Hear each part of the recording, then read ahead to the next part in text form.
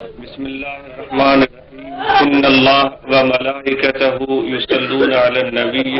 يا أيها الذين آمنوا صلوا عليه وسلموا تسليما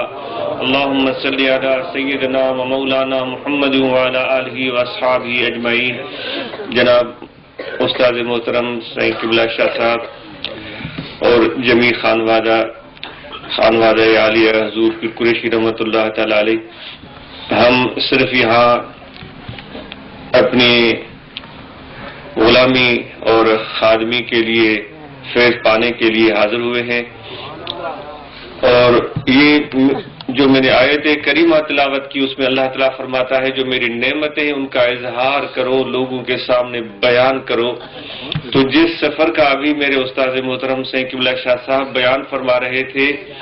حضور سونا سے رحمۃ اللہ تعالی علیہ جب یہاں تشریف لائے تھے انہوں نے ہمیں یہ راستہ دکھایا تھا اور بتایا تھا اور اپنے سائے میں ہمیں لے کر آئے تھے. تو وہ دوستو اللہ کا شکر ہے کہ زمانے گزر گئے، سال گزر گئے، اور لیکن وہ محبتیں قائم ہیں، وہ شوق قائم ہے، وہ دل میں تڑپ باقی ہے، وہ جستجو باقی ہے جو ہمیں بار بار اس دربار عالیہ پر لے آتی ہے.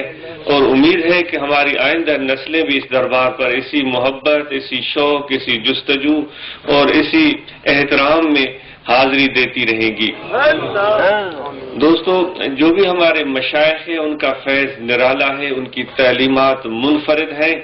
آپ سب لوگوں کو یہ تلقین کی جاتی ہے کہ ادھر ادھر کی باتیں سیکھنے کے بجائے ہمارے مشائخ کی باتیں سیکھیں، پڑھیں اور اس پر عمل کریں. ہمارے مشائخ کی تعلیمات اتنی اعلیٰ، اتنی عمدہ، اتنی جامع، اتنی مکمل ہے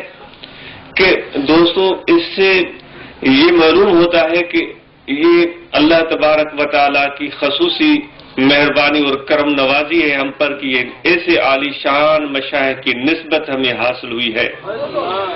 ہمارے مشائخ ہمیں صرف یہ درس نہیں دیتے کہ آپ مسجدوں میں ہی بیٹھے رہیں، ہمارے مشائخ ہمیں یہ تلقین فرماتے ہیں کہ اللہ کے حقوق ادا کرنے کے ساتھ ساتھ مخلوق خدا کا بھی حق ادا کرتے رہیں، ان کا بھی احترام کرتے رہیں، جس طرح میرے استاد محترم جناب قبلہ شاہ صاحب بیان فرما رہے تھے. دوستو ہمارے مرشد کامل جو فکر رکھتے تھے وہ دو چیزیں ہوتی تھیں جس کی تاکید فرماتے تھے دوستوں کو، ایک ذکر اور دوسرا تبلیغ. ذکر اپنی ذات کے لیے کہ تم ذکر کثرت سے کرو، اور تبلیغ کا شوق اس لیے ہوتا تھا کہ تاکہ جو لوگ بے خبر ہیں، ناواقف ہیں اس طریقہ عالیہ کی برکات سے، ان لوگوں کو تک بھی یہ پیغام پہنچے، ان کو بھی دعوت دے کر لے آؤ. مجھے یاد ہے کوئی سادہ سا فقیر جس کو کچھ بھی نہیں بولنا آتا تھا، فقیر قادر بخش مستانہ، وہ بیچارے وفات پا گئے، اللہ ان کی مغفرت کرے. بڑے سادہ سے آدمی ہوتے تھے، بڑے مست سے آدمی، کچھ بھی ان کو بولنا نہیں آتا تھا. تو وہ کہتے تھے حضور میں تبلیغ کے لیے گیا، لوگ نہیں سن رہے تھے تو مجھے جوڈو کراٹے آتی ہے، تو میں نے وہ فن دکھایا تو لوگ متوجہ ہو گئے. مجھے یاد ہے حضور سناسی رحمۃ اللہ علیہ ان کی اس بات سے اتنے خوش ہوئے، فرمایا کہ وہ ہمیں بھی دکھاؤ تم نے کیا کیا تھا. تو وہ جو کراٹے میں کک ماری جاتی ہیں، وہ ہاتھ چلائے جاتے ہیں، تو وہ کر رہا تھا اور حضور خوش ہو رہے تھے، دیکھو اس نے اس طریقے سے بھی تبلیغ کی ہے. اس طرح ان سادہ لوگ فقیروں سے بھی کام لیتے تھے. بڑی حیرت کی بات ہے، ہم نے بڑے قائدین دیکھے،